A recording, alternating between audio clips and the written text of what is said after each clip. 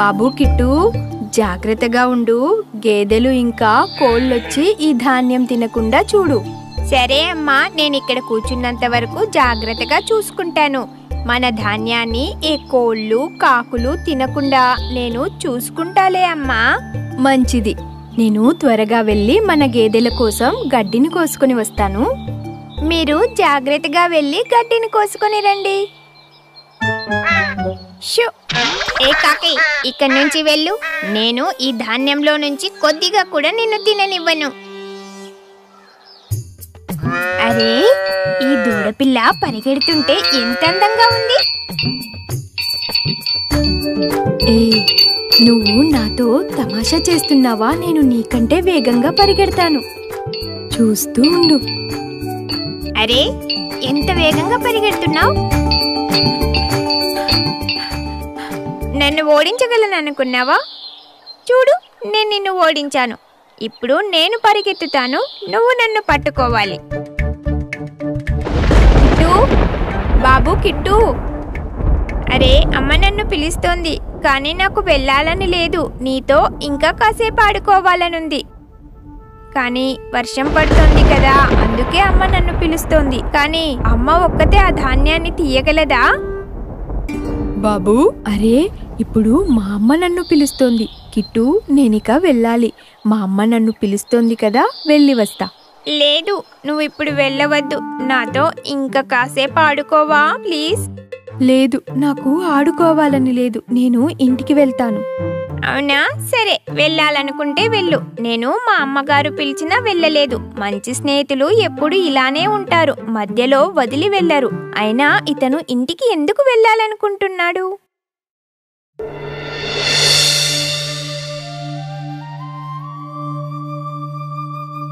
మిత్రమా, మనమిద్దరం ఆడుకున్నప్పుడు ఇద్దరి అమ్మలు పిలిచారు.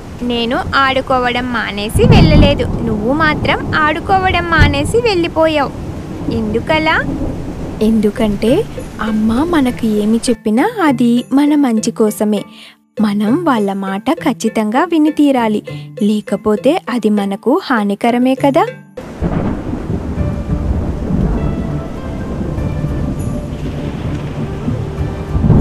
అరే, ఎంత వేగంగా గాలి వీస్తోందో కదా, చెట్లు కూడా పడిపోగలవు. కిట్టు, నువ్వు అమ్మ పిలిచినప్పుడు వెళ్ళి ఉంటే నీకు ఇంత భయం ఉండేది కాదు కదా. నిజమే, అమ్మ చెప్పిన మాట వినకపోవడం తప్పే. ఇకపై ఎప్పుడూ అలాంటి తప్పు జరగకుండా చూసుకో. వర్షం తగ్గిపోయింది.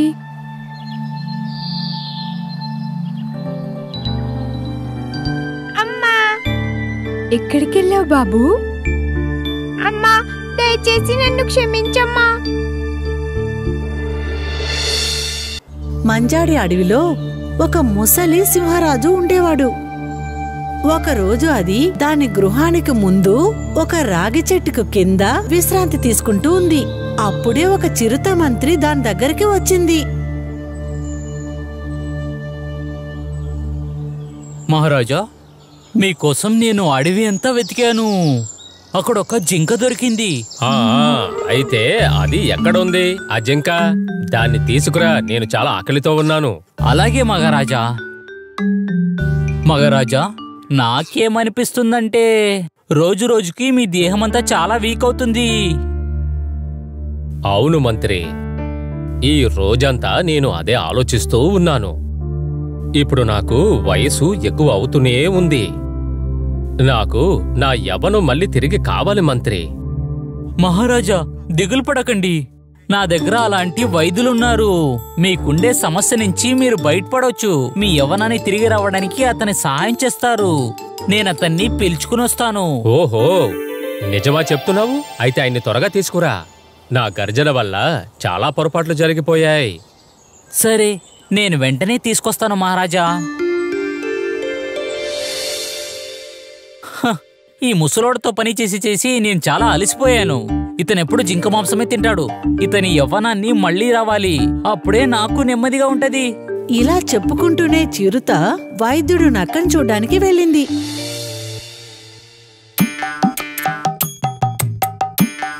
ఎలుగుబంటి, వెళ్ళి నాకు ఆకులు తీసుకురా. అయ్యో వైద్యులా, నేను గాడిది కాదు, నేను ఎలుకబండి. కానీ మీరిద్దరూ ఒకేలాంటి వాళ్ళు కదా. అప్పుడే ఎలుగుబంటి దూరంగా వస్తూ ఉన్న చిరుతని చూసింది. ఇలా చూడండి వైద్యులా, అక్కడ చూడండి ఎవరొస్తున్నారని చూడండి. నువ్వేమన్నా గుడ్డివాడవా ఏంటి? తను నిజంగా చిరుత మంత్రి. మన రాజ్యపు మంత్రి ఇక్కడ దాకా రావాల్సిన అవసరం ఏమొచ్చింది? నమస్కారం వైద్యులా, నేనేం చెప్పాలి మీకు? నేను చాలా పెద్ద సమస్యలో ఉన్నాను. అలాగా, ఏమైందో చెప్పండి. మీకే బాగా తెలుసు, రాజసింహానికి వయసు అవుతుంది. ఆ తెలుసు. వైద్యులా, ఈ మూలిగతో నేనేం చేయాలి? దాన్ని బాగా నూరి నీ మొహానికి రాసుకో. ఎలుగుబంటి దద్దమ్మ, కొంచెం పక్కకు తప్పుకో, వెళ్ళు. వైద్యులా, రాజసింహుడు చాలా మొండుతో ఉన్నాడు. అతనికి జింక మాత్రమే కావాలంట. నేను జింకని వెతికి వెతికి చాలా అలసిపోయాను. ఏంటండి ఇది? అసలు మీ ఆలోచన ఏంటి? నేనేం చెయ్యాలి? అయ్యో వైద్యురా, నేను దీనికోసం ఇక్కడికి వచ్చానంటే అతను అలాగే యవ్వనంతో ఉండడానికి మీ దగ్గర ఏదైనా మందులున్నాయా? ఓరే నాయను, ఏంటి దారుణం? ఇలా చేస్తే నేను ప్రమాదంలో పడతాను. అరే మీరు ఒకరు, నేనేంటి రాజాని చూడ్డానికి వెళ్తానా అంటే మీరే చెప్పండి. నేను అతనికి పని చేసి చాలా అలసిపోయాను. అతని దగ్గర నుంచి మీరు కాపాడండి వైద్యులా. చిరుత పరిస్థితిని ఆలోచిస్తూ వైద్యుడు నక్క తన స్వార్థం కోసం ఒక తంత్రాన్ని ఆలోచించింది. సరే సరే, ముందు మీరు ఇక్కడి నుంచి వెళ్ళిపోండి. నేను సింహం రాజుని కొంచెం వినయంగా అడిగి చూస్తాను. ప్రస్తుతానికి ఇది చాలు కదా. ధన్యవాదులు వైద్యుడు. వైద్యుడా వైద్యుడా, నాకు చాలా మండుతుంది. నువ్వు ఎంత పని చేసావయ్యా? మూలిక ఆకుల్ని నూరి నీ మొహానికి పూసుకున్నావా? మీరే కదా అలా చేయమని చెప్పారు. ఓరే భగవంతుడా. సరే, త్వరగా బయలుదేరు. మనం ఇప్పుడు సింహం రాజు గారిని కలవాలి. రాజా సింహము చిరుత వైద్యుడు నక్క కోసం చాలా సేపు వెయిట్ చేస్తూ ఉన్నారు. మంత్రి గారు, ఆ వైద్యుడు ఎక్కడా? కాసేపు ఆగండి రాజా, వైద్యుడు ఇప్పుడు మందులు తెస్తారు.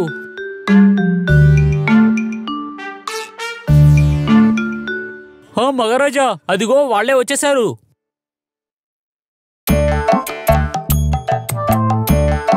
నమస్కారం సింహం రాజా.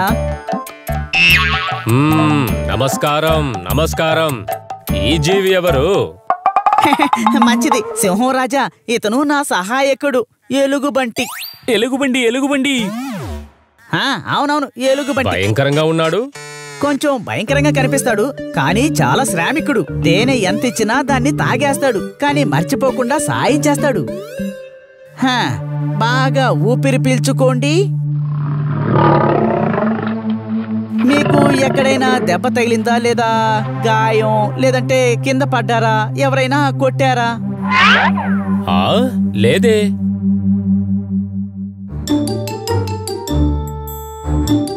అరేరే, మీ కళ్ళు చాలా బలహీనంగా ఉన్నాయే. నిజంగానా? కానీ కంగారు పడకండి, దీనికి మందు నా దగ్గరుంది.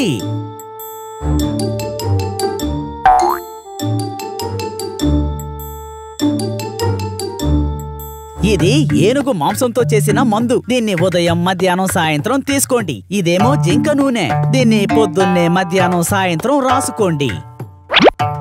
మహారాజా, ఈ మందుల్ని మీరు కరెక్ట్ గా ఉపయోగించుకోవాలి. ముఖ్యంగా చిన్న చిన్న జంతువులు మాత్రమే తినండి. ఉదాహరణకి ఎలుక, కుందేలు, బల్లి లాంటివి. ముఖ్యమైన విషయం, మీకు ఆహారాన్ని మీరే వేటాడి సంపాదించుకోవాలి. ఇది మీరు మర్చిపోకూడదు. అయితే ఒకవేళ వీటన్నిటిని నేను సరిగ్గా చేసేస్తే నా యవ్వనం తిరిగి వచ్చేస్తుందా? ఖచ్చితంగా మీకు నయమవుతుంది. నక్క చెప్పిన మాట విని రాజాసింహం చాలా సంతోషపడ్డాడు. అది యవ్వనంగా ఉండాలన్న విషయం ఆలోచించి వైద్యుడు నక్కకి చాలా బహుమతులిచ్చాడు. ఒక సమయంలో నక్క చెప్పింది, ఇదిగో మహారాజా, ఇంకో విషయం గుర్తుంచుకోండి. మీరు దేన్ని వేటాడినా గాని ఆ వేటాడిన దాంట్లో సగ భాగం ఒక వృద్ధుడికి మీరు ఇచ్చి తీరాలి. ఆ వృద్ధ జంతువు మందార కొండ మీద ఒక మర్రి చెట్టు కింద కూర్చొని ఉంటుంది. ఆ చోట్లో ఆ విధంగా ఇంకెవరైనా ఉంటారా? తను ఖచ్చితంగా అక్కడే ఉంటారు. మీరు సగం ఆహారాన్ని తనకి ఇస్తేనే ఈ మందు మీకు పని చేస్తుంది. వైద్యుడు నక్క చెప్పిన మాట విని రాజాసింహం తన బాధను మర్చిపోయి చిన్న చిన్న జంతువుల్ని వేటాడడం మొదలుపెట్టింది.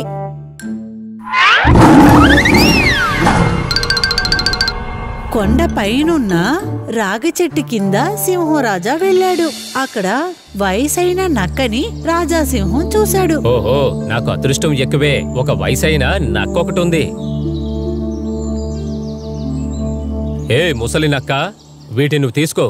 రేపు ఇదే సమయంలో నువ్వు ఇక్కడ ఉన్నావంటే నీకు నేను ఆహారం తీసుకొస్తా. నా అదృష్టం చాలా బాగుంది, అందుకనే మీరు నాకు దొరికారు. మీరు చాలా పెద్ద రాజా, మీరొక మహానుభావుడు.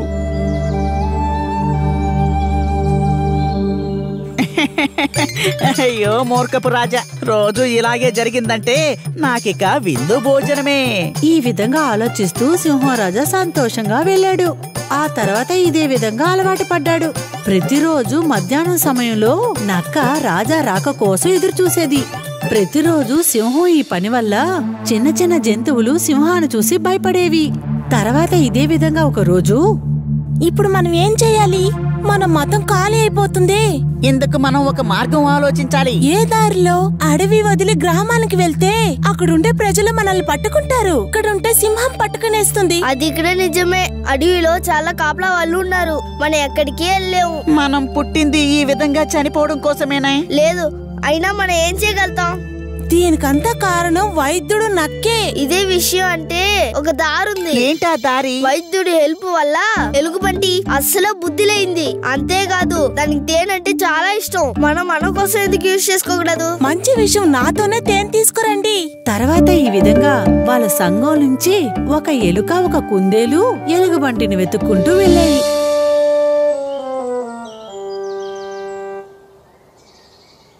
ఓ, ఎలుగుబంటేనా? ఎవరు మీరు? నాకెవరో తెలీదు. మేము మిమ్మల్ని కలవడం కోసమే వస్తున్నాం. నన్నా? అరే దేనికోసం? నువ్వు అడవికే ఒక నక్షత్రం లాగా, అందుకోసం మేము ఒక గిఫ్ట్ తీసుకుని వచ్చాం. గిఫ్టా? అది ఎలాంటి గిఫ్టు?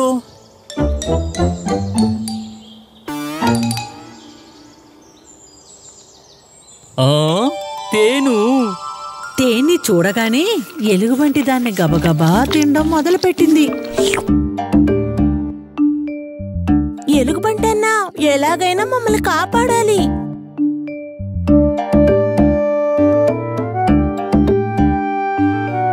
ఓహో, విషయం ఇలాగుందా? అయితే మాకు నువ్వు హెల్ప్ చేస్తే మేము నీకు ఇంకా తేనె తీసుకుని వస్తాం. ఓహో, అలాగైతే మీకు ఖచ్చితంగా నేను సహాయం చేస్తాను. సరే పదండి, మన రాజాసింగంని చూసి అన్ని విషయాన్ని వాళ్ళ దగ్గర చెప్పేద్దాం. ఎలుగుబంటి, ఎలుక, కుందేలు నిజంగానే భయపడిపోయాయి. అయినా వాళ్ళందరూ సింహం దగ్గర అన్ని నిజాలు చెప్పాయి. రాజాసింగం మీరొక్క ఎదవా.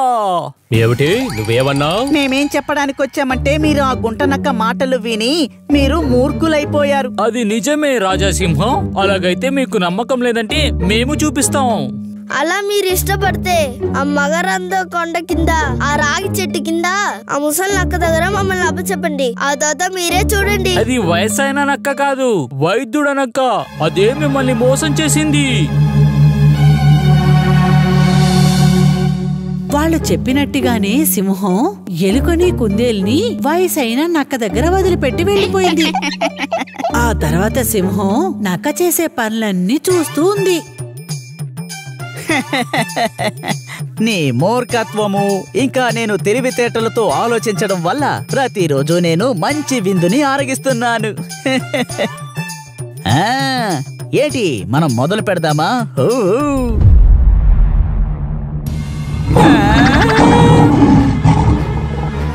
నేను చెప్పేది విను. నువ్వు ఈ అడవి రాజునే మోసం చేశావు. అది నీకు తెలుసా? అయ్యో మహారాజా, దయచేసి నన్ను ఏమీ చేయకండి. నేను ఈ అడవి వదిలి ఇంకెప్పుడు మీ కంటపడని చోటికి వెళ్ళిపోతాను. దయచేసి నన్ను క్షమించండి, జాలి చూపించండి.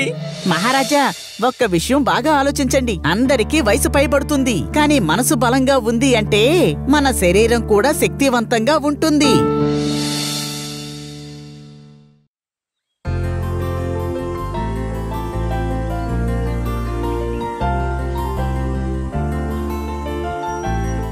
అడవికి పక్కనే ఉండే ఒక గ్రామంలో కింకిని అనే ఒక చిన్న ఆవు పిల్ల ఉండేది.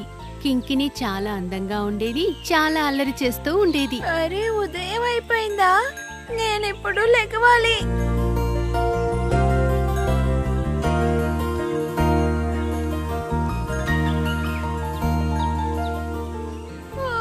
నాకు చాలా ఆకలేస్తుంది. నేను ఆ చెరువు పక్కన వెళ్ళి గెడ్లని తినపోతున్నాను. అక్కడ ఉండే గెడ్లు చాలా రుచికరంగా ఉంటాయి. అది అనుకునేటప్పుడే నోరంతా ఊరుతుంది.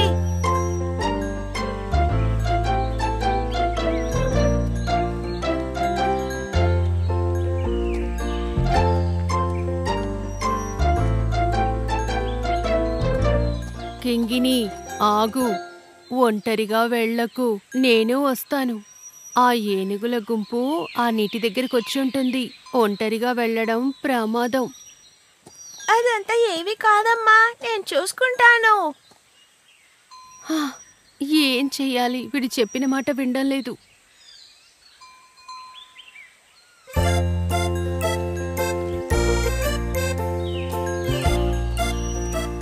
ఏంటి తను ఇక్కడ ఎక్కడ కనపడట్లేదు? ఉదయం అయి ఇంతసేపు అయింది, ఇంకా తను లెగవనే లేదా?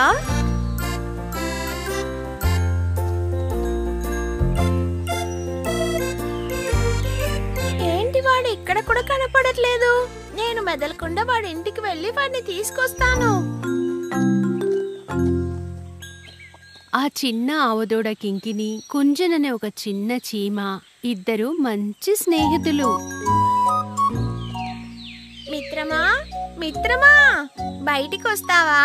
మనం ఇప్పుడు బయలుదేరాలి. ఓహో, తెల్లారిపోయినట్టుంది. అరే ఏంటిది కింకిని, ఉదయాన్నే నువ్వు ఎక్కడికి వెళ్తున్నావు? త్వరగా నాతో రా, నాకు బాగా ఆకలి వేస్తుంది. నేను చెరువుకెళ్ళి అక్కడ ఉన్న వాటిని తినాలి. అయితే నువ్వు త్వరగా వెళ్ళి గడ్డిని తినేసి తిరిగి వచ్చేసాయి, ఎందుకంటే నేను నిన్ననే భోజనం మొత్తాన్ని భద్రపరిచాను. అలా అంతా నువ్వు చెప్పకూడదు. నువ్వు రానని చెప్పేదంతా తప్పు. ఖచ్చితంగా ఏనుగులు గుంపులుగా వచ్చుంటాయి. అందులోనూ మనియన్ ఏనుగు చాలా మోసమైనది. అది ఎప్పుడు నన్ను చూసినాను నన్ను వెంటాడుతూనే ఉంది. అది ఎప్పుడు నన్ను గడ్డిని తిననేనివ్వట్లేదు. అది మాత్రం కాకుండా అది కడుపు నిండా తినకుండా ఆకలితోనే ఉంటుంది. అలాగా? కానీ నీతో పాటు వచ్చి నేను ఏం చెయ్యాలి చెప్పు? నువ్వు ఊరికి నా కూడా నుంచుంటే చాలు. అది కాకుండా నేను గడ్డి తినేటప్పుడు ఆ చెరువుని చూస్తూ గమనిస్తే చాలు. అది చెరువు నుంచి బయటికి వచ్చే లోపల తినేసి అక్కడి నుంచి చాలా దూరం వెళ్ళిపోదాం. ఓ అదా విషయం, అయితే నేను వస్తాను. తరువాత ఆ ఆవు ఇంకా చీమ ఇద్దరు కలిసి నీటి వైపు వెళ్లారు. ఇలా చూడు, ఆ మణి అనే ఏనుగుని మనం అంత సులభంగా వెళ్ళనివ్వకూడదు. అది గడ్డి తినడం లేదు, అలాగే నిన్ను కూడా తిననివ్వడం లేదు. ఇది చాలా తప్పు కదా. నువ్వు చెప్పేది కూడా సరైన విషయమే. కానీ మనం ఆ ఏనుగుతో పోట్లాడితే ఆ బాధింపు మనకే ఎక్కువగా ఉంటుంది. ఏనుగులన్నీ చాలా శక్తివంతంగా ఉంటాయి. మన వల్ల ఎప్పుడూ వాటిని ఓడించలేము. అందుకని ఆ మనియన్ ఏనుగు చాలా గర్వంతో ఉంటుంది. తన అహంకారాన్ని ఈరోజు నేను చూస్తాను. ఆ ఏనుగుతో అంతా నువ్వు పోట్లాడలేవు. నువ్వు చాలా చిన్నదిగా ఉంటావు కదా. ఆ ఏనుగు తన కాలుని నీ మీద పెడితేనే నువ్వు నలిగిపోతావు డబాల్. మిగతావన్నీ నీకే తెలుసు. అవును, చూడ్డానికి నేను చిన్నదాన్నే, కానీ నేను కూడా నిజంగా చాలా విషయాల్ని చెయ్యగలను. సరేరా, ఆ పెద్ద ఏనుగుని నీ వల్ల ఏం చేయగలుగుతావో చూద్దాం. నువ్వలా చూస్తూ ఉండు, నీకు నేను ఏం సాయం చేయగలనో ఈరోజు చూపిస్తాను. కానీ నువ్వు చెప్పేది వినడానికే నాకు చాలా భయంగా ఉంది. నువ్వేమీ భయపడకు.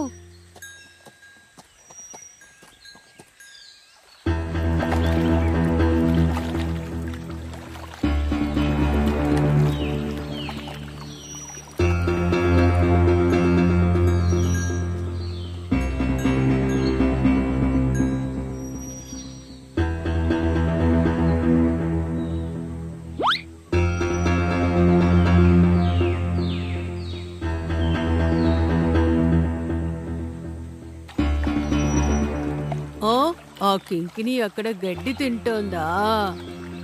ఈరోజు దానికి ఇంత ధైర్యం ఎక్కడి నుంచి వచ్చింది? నేనిక్కడుండడం అది గమనించలేదా?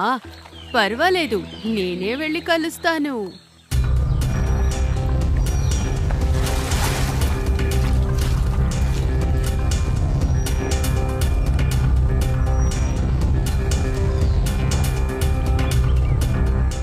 అరెరే, ఆ ఏనుగు మనల్ని చూసేసింది. ఇప్పుడు ఏం చెయ్యాలి?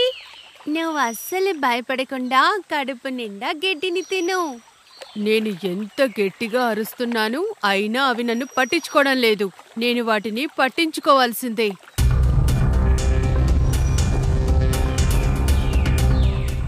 తన దగ్గర ఇప్పుడు నేను వెళ్ళి మాట్లాడతాను. ఇలా చూడు, నువ్వు అక్కడే ఆగు. నిన్ను తను ఎప్పుడు కూడా ఇబ్బంది పెట్టలేదు. అలాంటప్పుడు నువ్వెందుకని తనని ఎప్పుడు చూడు ఇబ్బంది పెడుతూ ఉంటావు?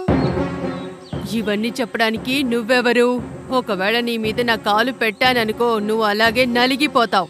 అనవసరంగా ఈ విషయానికి నువ్వు దూరంగా ఉంటేనే నువ్వు ప్రాణాలతో ఉండగలవు, తెలుసుకో.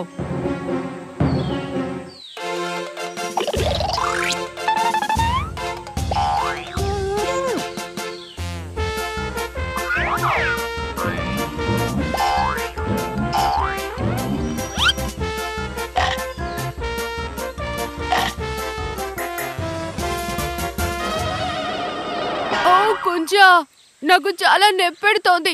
మర్యాదగా నా తొండల్లోంచి బయటికొచ్చేయ్. ఆహా, నేను ఎప్పటికీ బయటికి రాను. నువ్వు చేసింది తప్పని ఒప్పుకొని తనని క్షమాపణ అడిగేంత వరకు నేను అసలు బయటికి రాను. కుంజా, వద్దు కుంజా, నేనిక ఎప్పటికీ తనని ఇబ్బంది పెట్టను. దయచేసి నువ్వు బయటికి వచ్చేసాయి.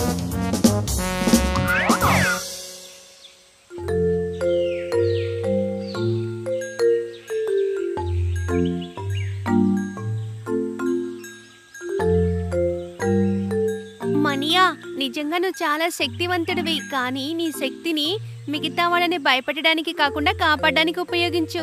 ఎందుకంటే నీ శక్తిని మిగతా వాళ్ళకి సాయం చేయడానికి ఉపయోగిస్తేనే నీకు మంచిది. ఆ తర్వాత ఎప్పుడూ ఆ మనియన్ అనే ఏనుగు ఎవ్వర్నీ ఇబ్బంది పెట్టలేదు.